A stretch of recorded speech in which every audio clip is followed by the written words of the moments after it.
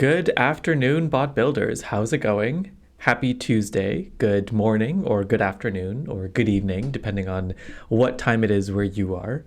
I'm very pleased to let you know that I'm drinking coffee, of course, the only warm beverage that matters, especially on a Tuesday afternoon like this one. And although those are all really great suggestions, Narukeru, and I do wish that I had some cider. That would be very nice. That would be lovely. All right, it's good night here. We've got people joining in from all time zones, so I hope you're staying warm, having a good evening. If it is indeed past sunset time for you, let me walk you through what I've got planned for today's stream. I'm just going to go ahead and show you. If you're a beginner, this is probably a screen that is quite familiar to you. If you've been building on Botpress for a while, if you are new to Botpress, this is probably the first thing you've ever seen, or perhaps the first thing you ever will see when building with Botpress. The plan for today's live stream, and if you're watching this recording later on YouTube, hello from the past or hello in the future. I hope you're doing well.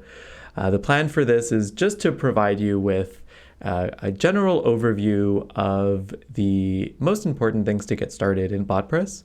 Botpress is a platform that allows you to do a million different things in a million different ways. And so sometimes it's helpful to have a resource just to look at in order to make sure that you know what you're doing and how it works, to build yourself maybe a solid foundation of skills before moving on to something more complex. So in the last couple of streams, in the last couple of episodes, we've looked at specific features here and there. And I want to take a step back today and just remind ourselves what kind of foundation we have with Botpress and what kind of things we can do. So the idea here is if you're a beginner to Botpress, or as the name of this stream implies, if you are interested in the basics, that's what we'll be covering today. If you consider yourself a veteran in Botpress, I expect that there's going to be some value here for you as well, because even I don't know everything, certainly not, and I don't think anybody can. So the idea here is I'll just be providing an overview of the studio, maybe building a very basic bot as we go along. And then, of course, as always, I encourage you to ask questions in the chat, and then those can kind of direct as I'm demonstrating over here. Those are the questions you ask are actually incredibly helpful for me, because they offer a different perspective. So without further ado, I'll just jump in. I think a soup or a stew bot, I think I like this theme. It's fall, it's October here, I'm wearing a warm sweater, I'm drinking a warm beverage. And so perhaps we will continue with a bot that's going to find out whether our user would like to order soup or stew. All right, so when you're first greeted, when you first start in the Botpress Studio, the first thing you're greeted with is this menu here. There are a couple of things you can do from here. The most basic kind of bot is one that is able to answer questions from some kind of knowledge. So the most basic function one of the most basic functions that we do as human is answering questions based on things that we know. And bots can, of course, streamline that. So this modal or this menu here is asking you, where do you want to pull that information from? Do you want to pull it from maybe some documents you have, like a PDF or a CSV file, for example, if you work in spreadsheets? You can also pull from your website. So if you've got a website full of blog posts that have really useful information or things like documentation as well, you can just pop that in here and your bot will be created for you automatically. But these are all things we can do later on. And so I always prefer to start from a blank bot altogether. You can also select the you need hand-holding option, which will provide you with a more rigorous experience. But again, I like to start from a blank template. So I'm going to hit the basic empty template, and we'll dive right into the studio, as it were. And of course, we have Sabrina from Botpress, who will very kindly walk you through the studio. But since that's what we're doing today, I'm going to go ahead and skip that for now. Sabrina, if you're watching, I'm terribly, terribly sorry. All right, so this is the first thing you're greeted with when you hop into a blank, fresh bot.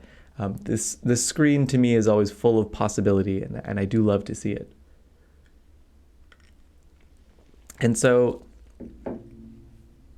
we already have a question. Beautiful. Can the chatbot knowledge be accumulative autonomously instead of having a library of documents or from the internet? I'm not sure that I understand your question, so I'm going to interpret it my way, and then if I've interpreted it incorrectly, do just let me know, Cruel Crusader. But I believe what you're asking is, can the knowledge inside your chatbot be updated automatically based on updates you're making outside of Botpress? Currently, no.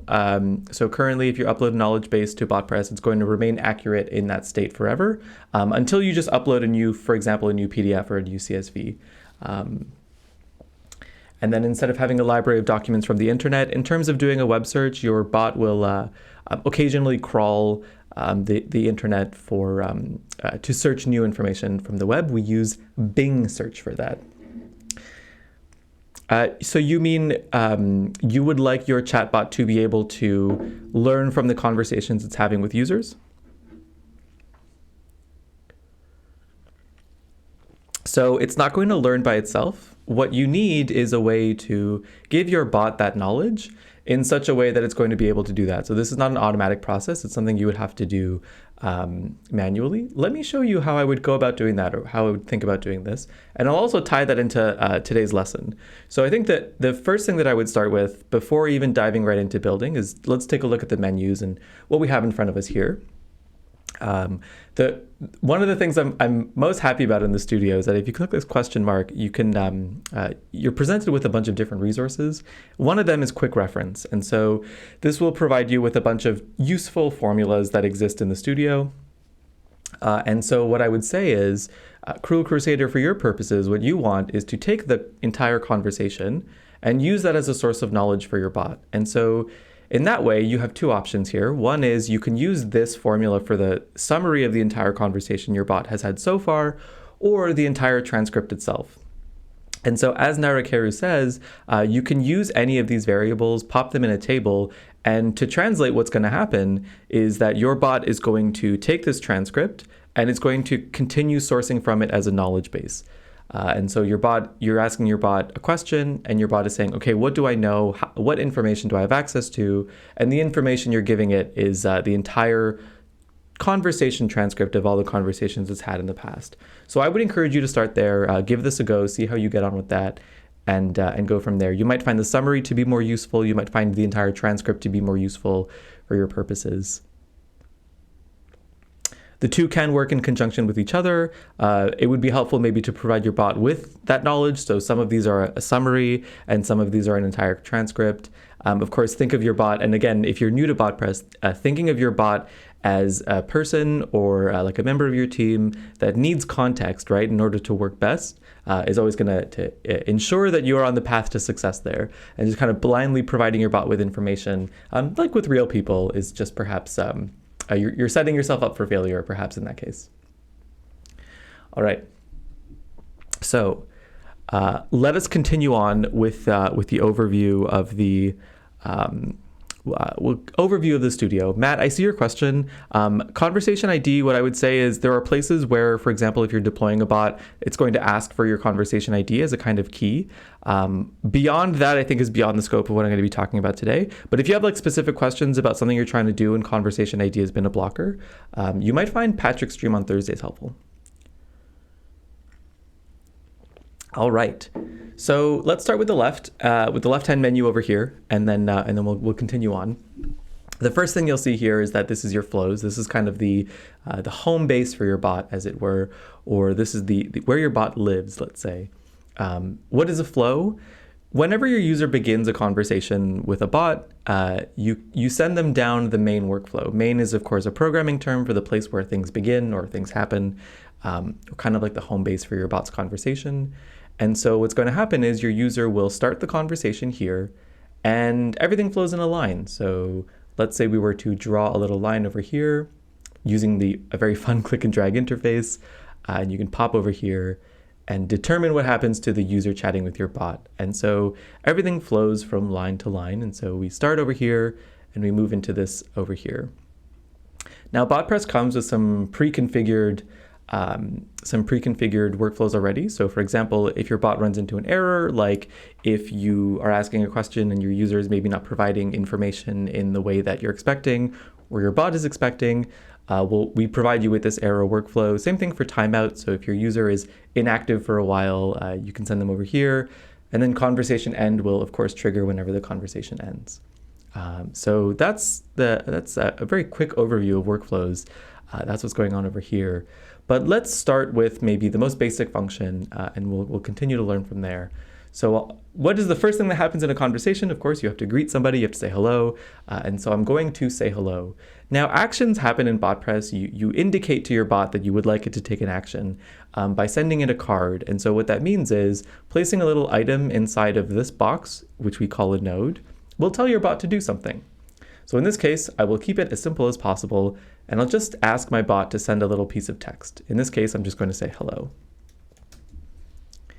And so this is the simplest possible iteration of a bot is just one that's going to say hello to a user as soon as they begin chatting with your bot. And so that's what's going on over here. And so we haven't asked a question yet, and we haven't gotten into any of the knowledge things yet. This is just the basic function of Botpress. And if I were to add, let's say, a second card, and I were to say something like, hope you're doing well today, I'm curious to know how that would happen. What would that look like from the user's perspective? Well, let me introduce you to another part of the studio over here. This is what we call the emulator. So without having to leave this page at all, you can test out your bot and you can see how the conversation is going to go. So you can say hi, and then you'll see what's going to happen here. Let me walk you through a few things before we move on from the emulator. So there are a couple of things to note here. The first is that when your bot is actually out there in the wild talking to users, they won't see any of these context messages. This is for you, the bot builder, to understand what's happening and why. For instance, this message here transitioned from main to standard 1. This tells me, okay, so we started over here, we're in the main workflow, and we got into this node over here. Maybe I can show you, for example, if I change this to greeting and I try that again, we should see that we transitioned to the greeting node. And so this is there to provide you context so you understand what's happening with your bot. This is very helpful for when your bots get really big and it's kind of hard to follow along with what's going on.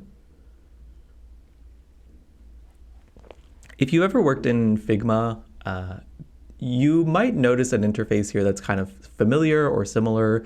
The idea here is that it's very visual, and we want to take something that typically was done via programming. So chatbots in the past were created via programming and code, and we wanted to make them easier to use while also maintaining the kind of flexibility and power that they had. All right, so this is workflows. We've now sent a bot that will greet our user, that will say hello. And so what else do we have going on over here in the left-hand menu? We've got something called agents. And so let me click into this menu and see what happens. So when I dive into agents, we can see we've got a couple. The first is the summary agent. This one is turned on by default, as is the knowledge agent. Now, let's take a step back for a sec. Agents you can think of them as global settings for your bot. They're operating behind the scenes, and they do things that help your bot achieve a specific task or a specific function. Some of them are pretty self-evident. So the translator agent, for instance, will allow your bot to know or recognize what language your user is speaking in and then respond accordingly. And so you can adjust those settings here as well. You can set the language manually. You can detect it in every message that the user sends. You could detect it automatically, and so on. Some of them are maybe a little more fun or a little more delightful, let's say. So the personality agent is there. And what this is going to do is take all of the messages your bot sends and reword them in a way that is consistent with the personality you've described here. And we give you an example here. So in this bot, for instance, they're a clown and they like to refer to the user as my friend, but you could equally provide something like a very helpful bot or a very serious bot, or that speaks in formal language, so on and so forth. And so that's what the personality agent does. I've kept those two disabled for now. We'll dive into them later.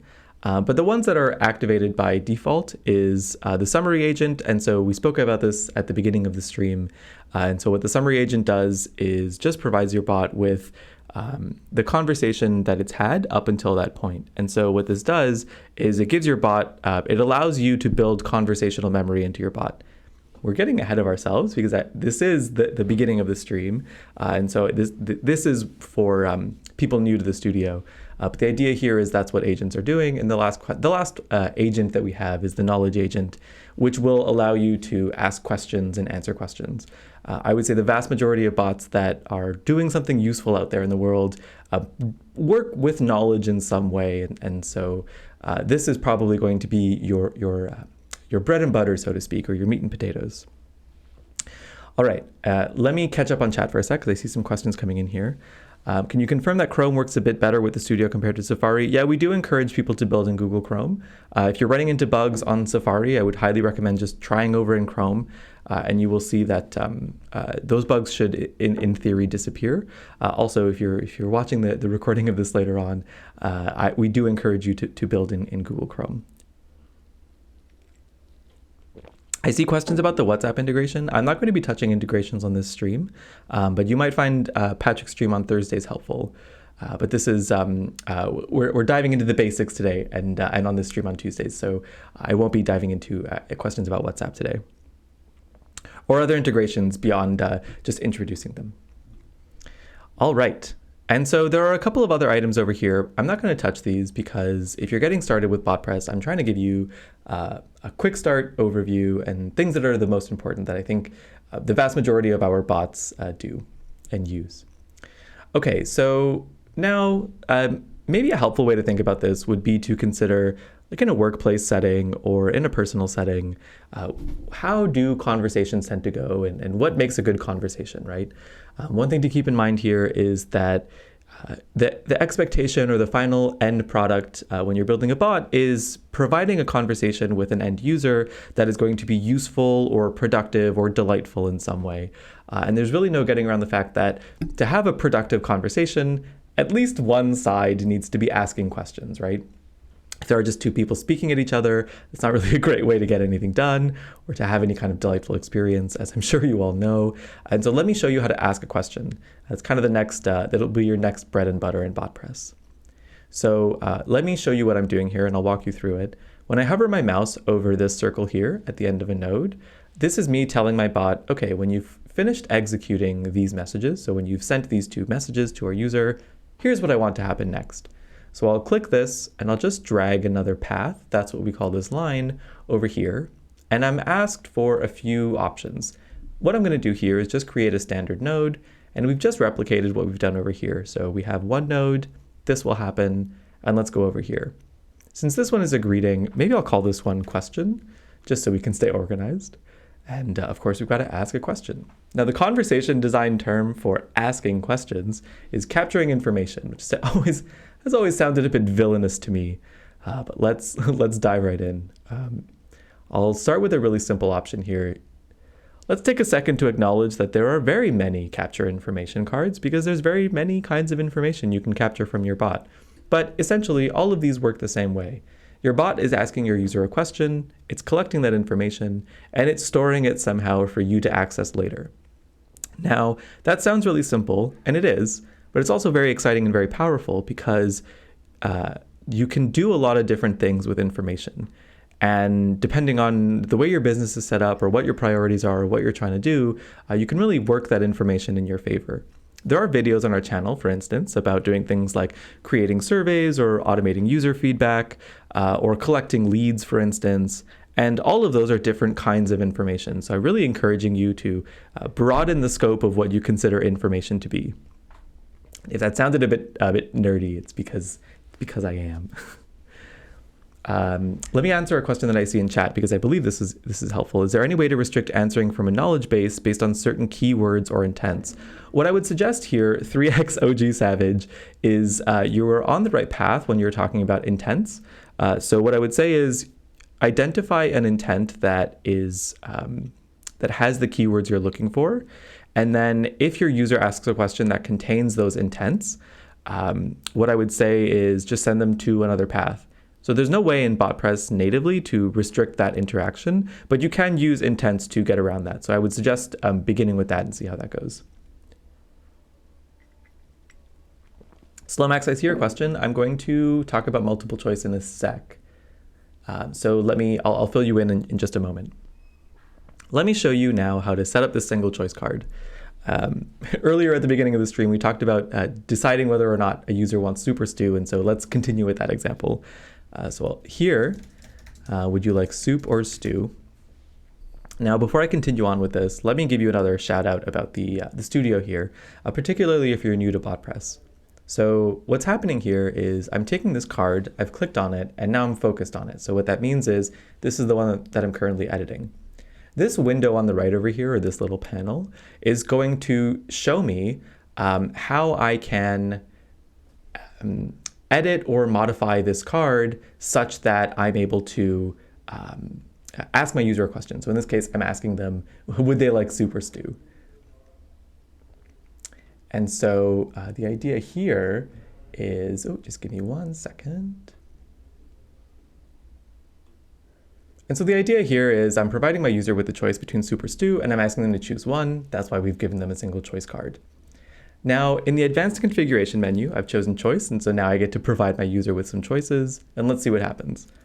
I'll type in soup over here, and we can see that shows up over on the left-hand side in the card. Let me add another option for stew, and this is kind of the most basic, again, bread and butter function over here of a question.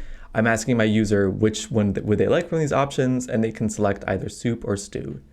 Now you should see here, these we call these ports, but these little circles are the same as what we saw over here. And so what happens is if my user selects soup, I can put them over here, and if they select stew, I can put them over here. This is a really simple bot, but in doing this, we should be able to learn some of the fundamentals or some of the basics. Now, what if I, for example, wanted to ask them, what items do you want in your soup? Like, what kind of vegetables do you want to be made in this soup? Let's talk about a multiple choice card then. So in this example, I'm asking my user to pick one option, soup or stew, and let's talk about how multiple choice works. What if I were to say something like, what ingredients would you like? Let's pause before we continue on here and I give my user some choices. The first thing I'm going to draw your attention to is this menu over here that says type of value to extract, or what are we looking to pull from our user? In this case, we're choosing a multiple choice option, and you'll see the icon here is changed slightly from what we were looking at before. So we had the single choice over here, and we see we have the text icon. This just means a string. If you're not a programmer, a string is just a piece of text. And so what we're collecting from our user in the first question we set up was just a piece of text. But over here, we can see something a little different. We see 3 dots and it enclosed in square brackets. What this means is that we're collecting an array. An array is just the programming term for a list of a bunch of different things, or in other words, a multiple choice option where they can select multiple options. Let me show you how this works in practice. So if I select choice over here, what ingredients would they like? Let's just say something like milk, butter, and potatoes.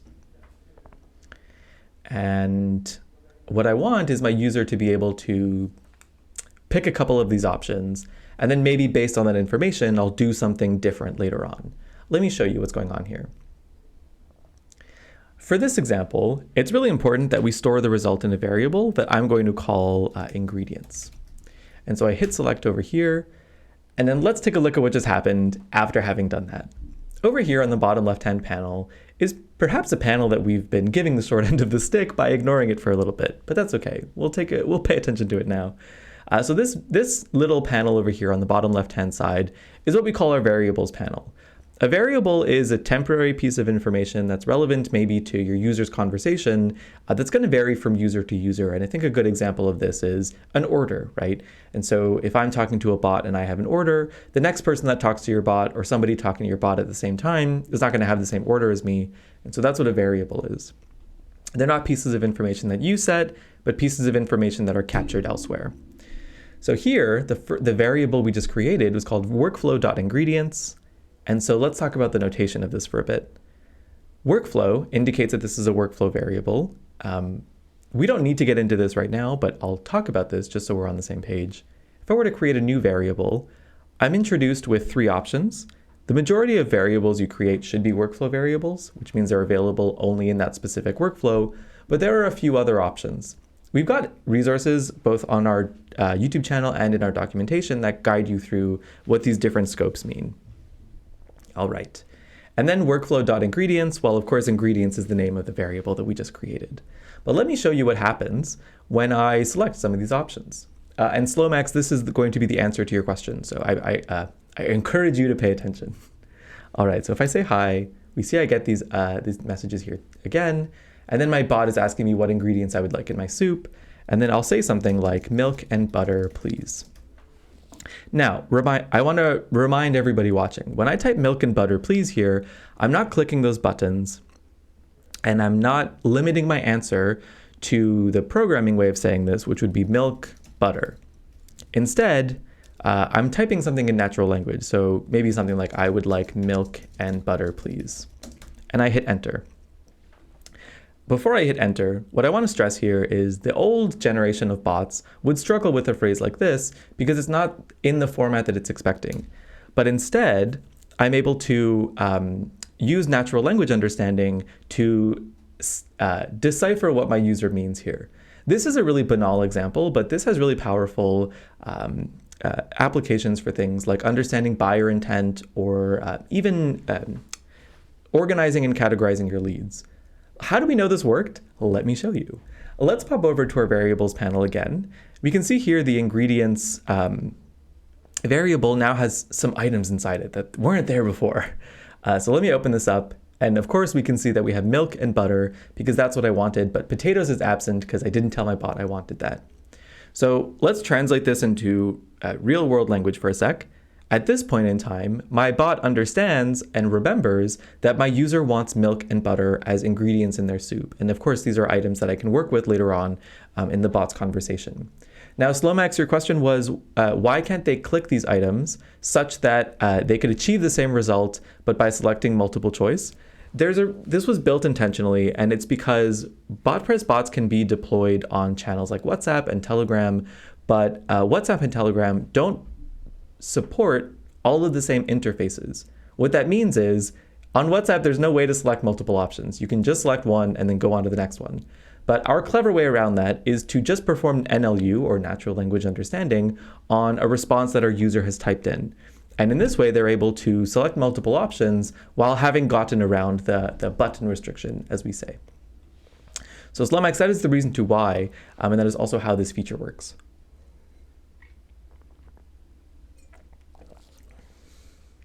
I see several people typing. If you're watching the YouTube recording of this stream later on, I hope that you join us on a Discord live stream sometime. It's always a wonderful experience when I say something that I assume to be perhaps banal or ordinary, and then I see several people are typing, which is what happens on Discord when too many people are typing at the same time, and that always indicates to me that I've said something perhaps inflammatory or exciting.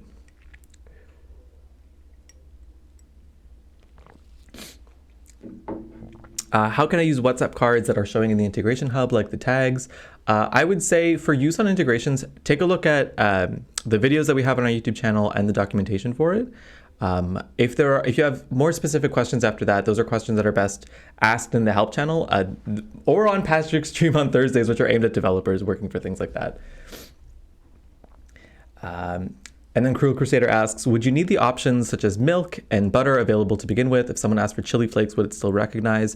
So there are two ways around this question. The beginner way is that, yes, you would have to identify what your user, what the options they can choose from are. And then the other one is that perhaps we're getting ahead of ourselves here, but I don't want to bury the lead. So what I'll say is you can use a card called the AI task. Let me show you this over here. If you're watching the recording of this category, so these AI cards are cards that work with AI in some way to streamline or expedite a task. In this way, Cruel Crusader, what I would say is pass the user's response or what you've captured through an AI task, and then ask your bot to say, your user has provided you with a list of ingredients, separate them out into individual variables or something of that nature. And so the AI task here should be able to perform the function that you're looking for without having to predetermine those options yourself.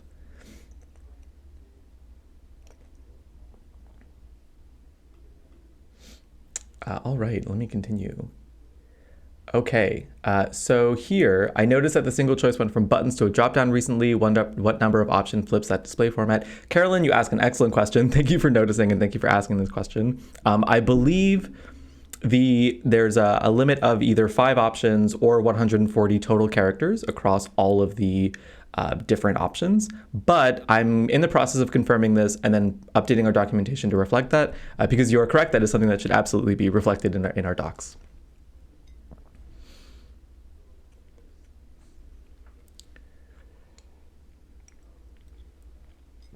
Lucas, I see your question. I'm not going to answer it for now, but what I'm going to do is say stay tuned, because there will be a more clear announcement for this later on in the future. All right, let us return back to diving into the basics of the studio. And so let's just remind ourselves where we are. So far, what we've covered is just setting up a basic bot like this, and then maybe capturing some kind of information from our user. In other words, asking our user a question. Now, something I alluded to just now was asking a user for an open-ended question, not something where I predetermine the results for them or give them a list of options like toppings on a pizza or ingredients in a soup, but instead I just want some text that I can work with. Now, for that, what I would suggest is using a raw input card. Let me drag this over from my card tray over here on the left into my node here. So the idea behind the raw input card is you're asking your user for a raw input for just anything, really. So you can see here the type of value to extract is just going to be a string, in other words, just a piece of text that we can manipulate later on to do something interesting with. An example of a question you might ask here would be something like, how are you feeling today?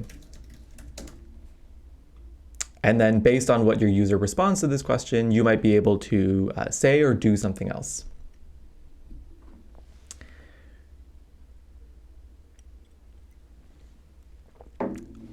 Now,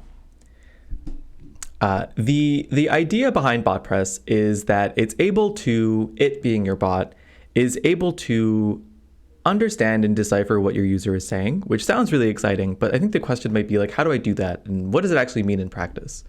A word that we've been floating around with the people in chat at the moment is something called intent. An intent is a conversation design term for your bot being able to listen into something your user is saying and then change its behavior accordingly. Now, as we've been doing, let's translate that into real life action or language or ways that you would behave in a real life conversation. For instance, if you're in a really good mood and somebody comes to you and you're in a conversation with them and they're responding in a way that is, maybe they're feeling a bit down today, or maybe they have not as much energy as you, I think a good conversationalist will react accordingly, right? You might think of this as like a theater performance. And so a good actor on stage will mirror the energy of the audience. And so if they're a high energy audience and you get on stage and you are feeling very limp and low, that's not, we're not setting ourselves up for success there. What does that have to do with chatbots? In the old version of chatbots, bots they behaved one way and the conversations were very linear.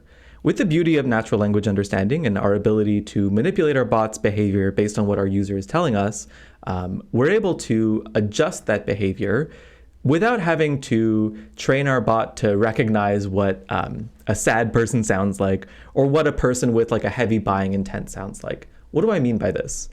Let's say I've asked my user a question and then I want to transition, I want to provide 2 different conversational experiences here.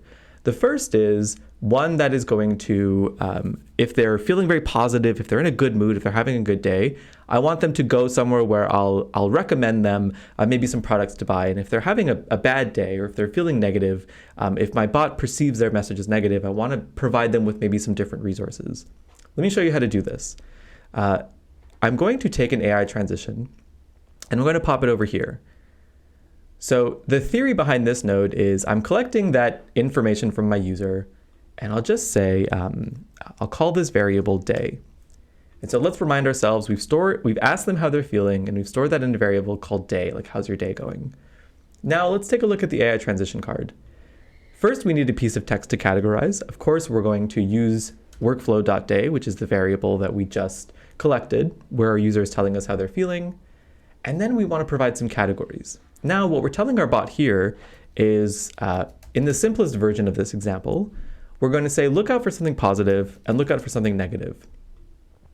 Now, if you've been in the AI space for a while, you should know that text classification or sentiment classification or analysis are pretty basic actions, and your bot can perform them as well. So what's going to happen here is your bot is going to ask a question, determine whether or not the person is feeling positive or negative, and then change their behavior accordingly.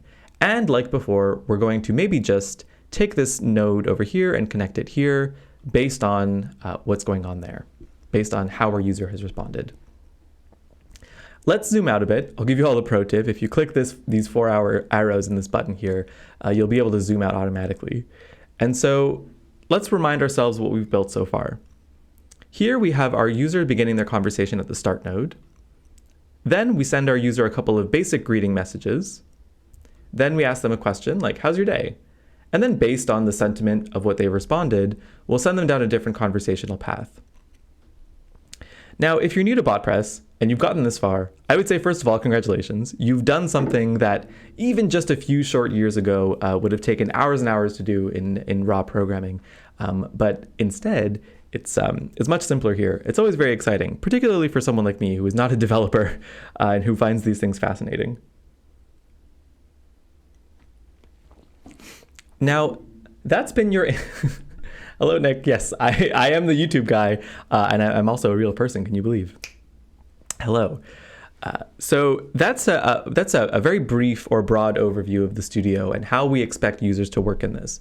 Like I mentioned at the beginning of this stream, there are a million different ways to do a million different things in Botpress. And if you're looking to do something specific, chances are there's a way that we can do that in Botpress. It'll just require some creativity. And so what I would suggest here is this is a great way to get started, but there's always different things you can do. For instance, let's take a look at the card tray. We haven't spoken a lot about things like what the different agents do and how we can play with those.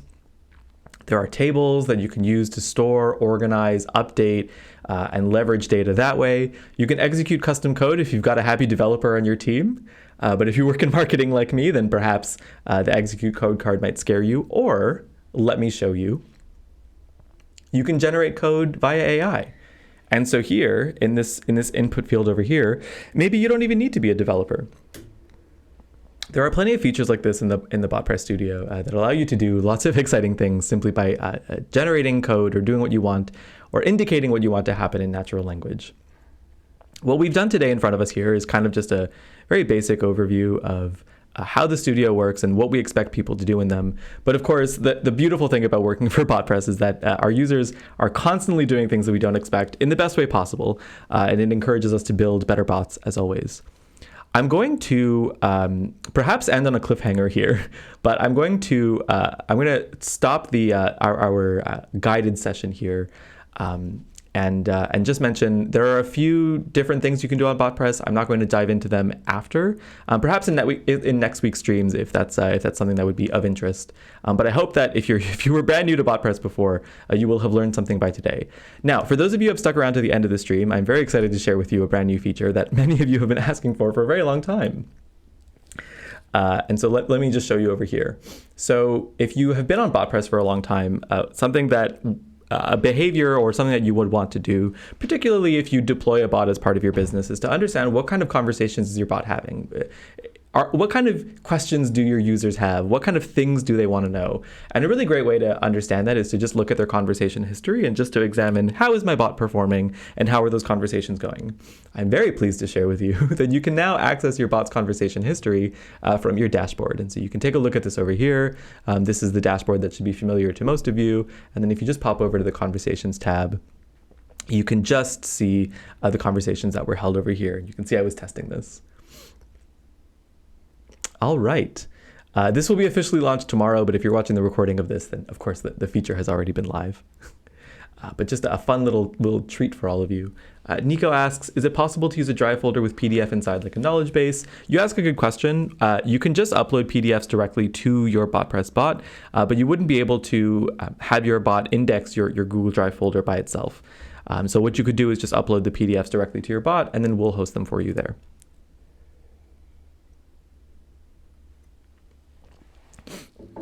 Thank you. No problem. Nick says, for those conversations, is there a way to query it or export to Excel? These are great questions. I'm not sure if you can export them to Excel at the moment, but that is certainly something that I believe you're not the first person to ask. So let me double check and get back to you on that one. Or you can try it out for yourself. The feature should be live for you.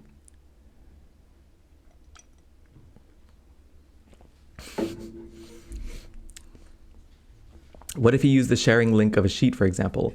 So Slomex, that I believe still wouldn't work because that shouldn't be publicly accessible. And so what you could do, for example, if this is something you really wanted to do, was have the information hosted somewhere on a website, and then you could perform a web search as your knowledge base. And so let us continue on into knowledge bases here for a sec, and then I'll just wrap that up there.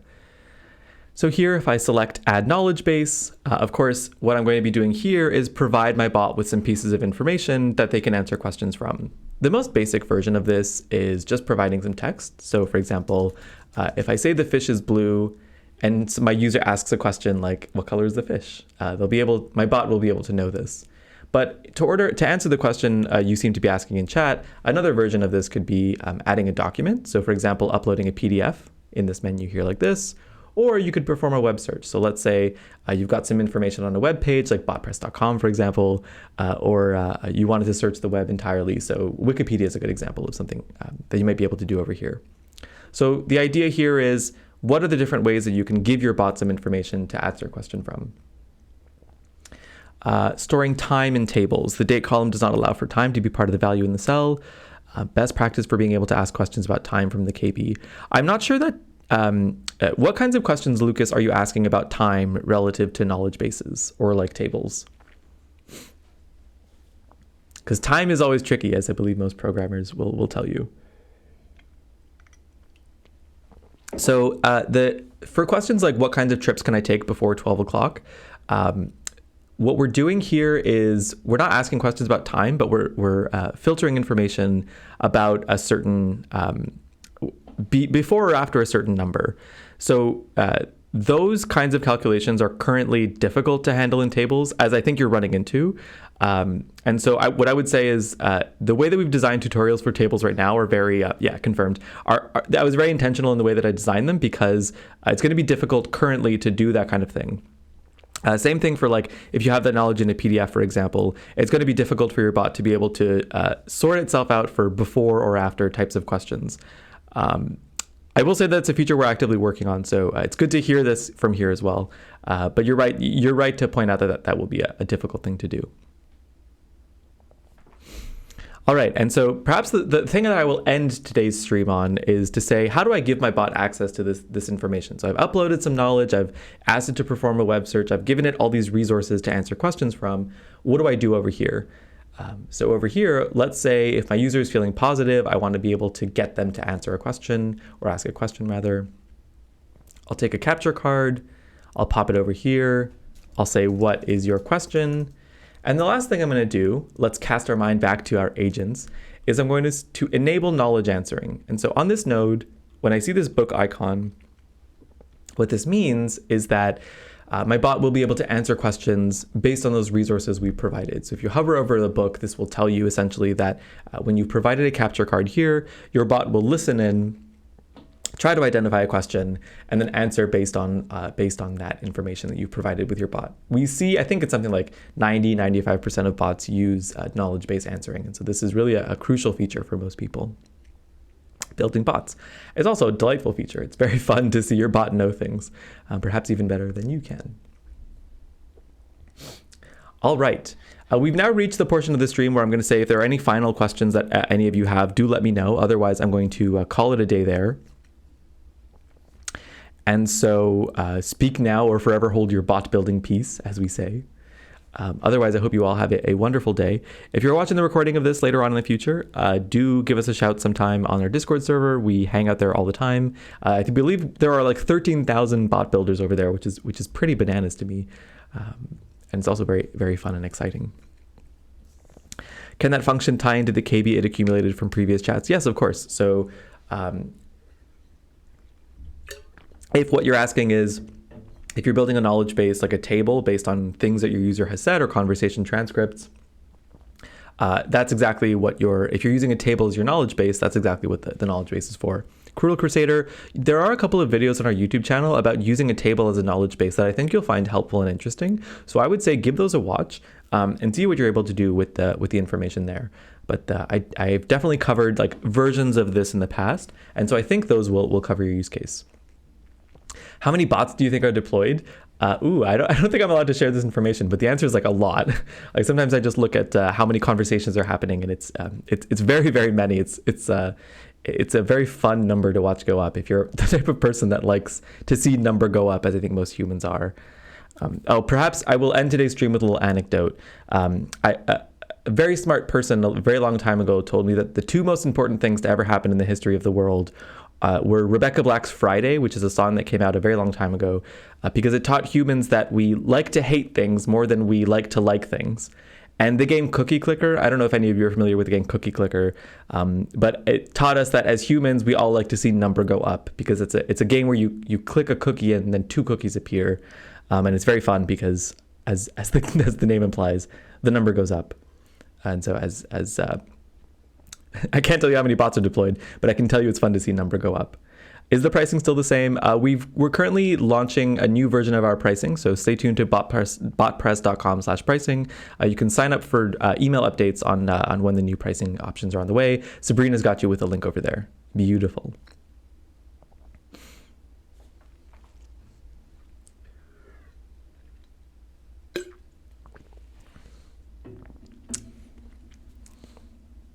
Can you create a tutorial for Botpress Press Ecom, link to purchase products and services directly and integrating payment methods like Stripe or PayPal? So the answer is yes. We can, of course, create tutorials for most of these things. The question might be, what e-commerce platform are you currently using? Do you already have a Stripe account set up? Do you already have a workflow set up there? In which case, it might just be easier to perform like an API call on the Stripe API rather than handling things by your bot itself. Of course, that's going to vary depending on how you have your business set up. But you are not the first person to ask this question. 3x OG Savage. Ooh, okay. This is the last question I will answer, and then I really have to go. But Matt Pendle asks, could you make a bot with Discord as the knowledge base? I'm going to say with a big heavy wink that we already have, and we're currently testing these things out in order to roll them out to people like you, or if you're if you're another startup that has a Discord and you would like to get information based on that Discord to manage your products and see where your features are having problems or where your users are running into issues. Maybe a product like Botpress. That is definitely something that already exists that we're testing out behind the scenes and tweaking to make it good before we roll it out to people like you. But Matt Pendle, I'm glad to hear that question because that absolutely exists. Ramon, I see a wonderful question here. I'm just out of time for today's stream, so I'm going to encourage you to ask that question over in the help channel, and then someone will be able to provide you with some help over there. For now, I'm going to say thank you all for tuning in. I hope that you all have a great time building with the Botpress studio that we have in front of us. Botpress bot, I see you, indeed. Otherwise, have a wonderful morning or afternoon or evening, depending on, again, what time it is where you are. And as always, happy bot building, everybody. Bye.